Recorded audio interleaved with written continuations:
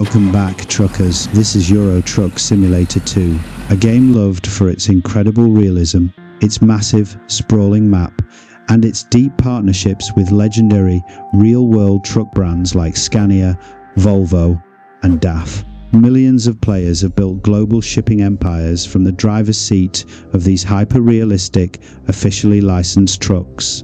But what if I told you that this entire trucking dynasty, this multi-million ETS2 selling franchise, was built on a foundation of fakes? What if I told you that the very first trucks to hit these virtual European roads weren't real at all, but clever knockoffs? This is the untold story of how fictional brands like Majestic and Valiant paved the way for the most authentic trucking experience in simulation gaming. To understand how we got here, we have to go way back, before the endless customization, before the massive map DLCs, and before the global community of millions.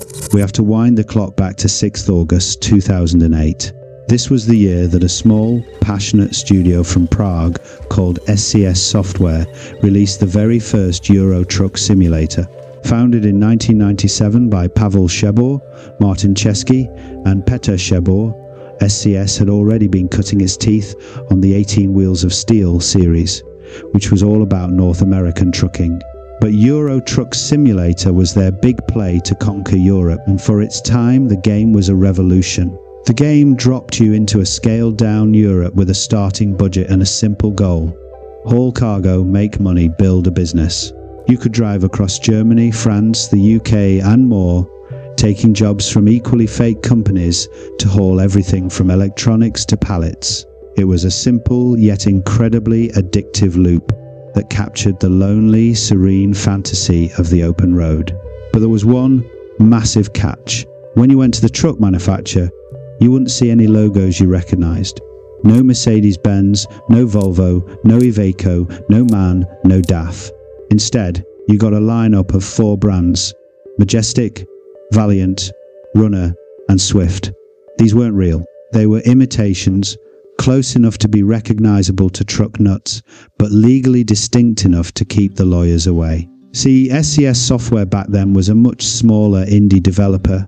They didn't have the cash or the clout to go knocking on the doors of automotive giants. So they did what any scrappy indie studio does. They got creative. The Majestic was a dead ringer for the powerful Mercedes-Benz Actros. The Valiant took its cues from the iconic Volvo FH series. The Runner mirrored the unique design of the Renault Magnum, and the Swift was an unmistakable stand-in for the legendary Scania R series. To a modern-day ETS2 player, these trucks would seem basic. The interiors were functional at best, the engine sounds were generic, and the physics were a far cry from what we have today. But in 2008, this was groundbreaking. It was the fantasy made playable. For the first time, you could haul cargo across European borders in a way that felt real, even if the truck you were driving was technically a fake. The game was a surprise hit, selling over 300,000 copies in Europe alone and building a cult following that saw the incredible potential humming under the hood of those fake trucks. The success of the first Euro Truck Simulator proved there was a huge, hungry audience for a serious European trucking sim. SCS had laid the foundation, and now it was time to build the empire. The team knew the single biggest leap they could make, the one thing that would transform their game from a fun distraction into a true simulator, was authenticity. And that meant getting real trucks. But the journey from Swift to Scania wasn't easy. Truck manufacturers are, understandably, protective of their brand. Their trucks are the result of billions of euros in research and development. Handing the keys over to a small video game developer in Prague was a massive leap of faith. What if the game misrepresented the trucks, showed them crashing all the time or being used improperly? It could damage a century of hard-earned reputation. But SCS was persistent. They weren't making a demolition derby. They were writing a love letter to the trucking industry. Driven by a deep respect for the trucks, the mission was to capture the life of a professional driver with authenticity. It was this shared passion for trucking that forged a lasting connection, and the breakthrough came with spin-off games like German Truck Simulator, where they landed their first license with MAN. This was huge. Backed by a major brand, they had the clout to rally others. They then went all in for the anticipated sequel, Euro Truck Simulator 2.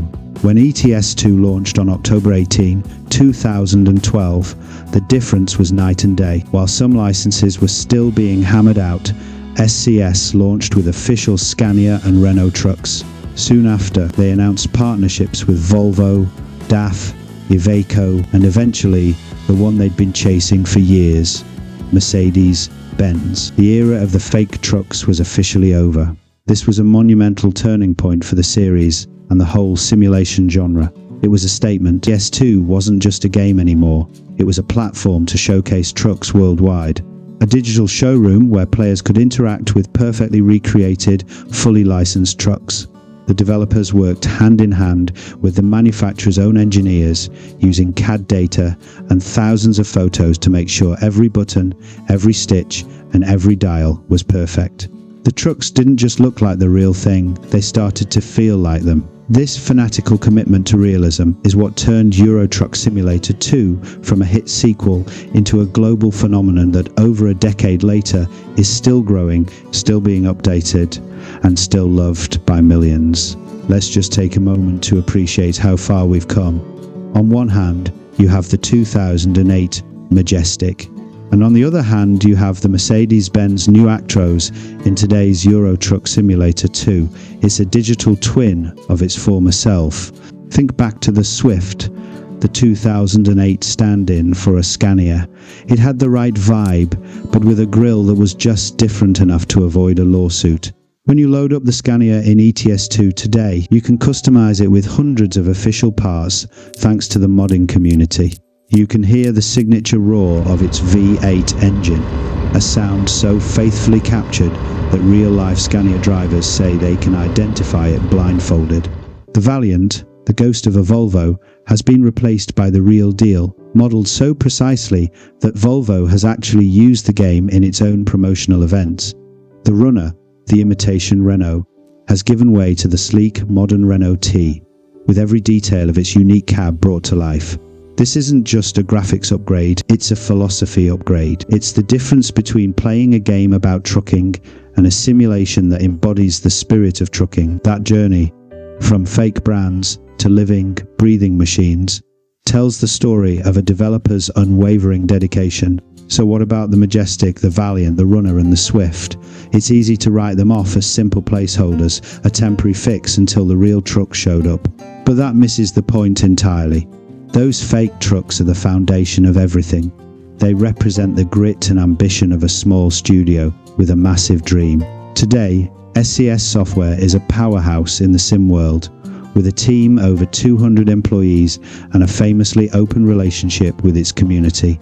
Euro Truck Simulator 2 and its sibling, American Truck Simulator, have become more than just games. The journey from a game with fake trucks to an ultra-realistic dynasty is a testament to SCS and all gamers old and new that built a community around this simulation and made it their own. It shows that if you start with a strong vision, even if you have to fake it a little at first, you can build something real, something that lasts, and create something special. Those fake trucks weren't deception. They were dreams in disguise. It all began with imagination, charted its course through innovation, and now drives the simulation revolution. No fanfare, no fluff, just pure execution. They made it happen. Make sure to like the video or subscribe for more ETS2 stories like this.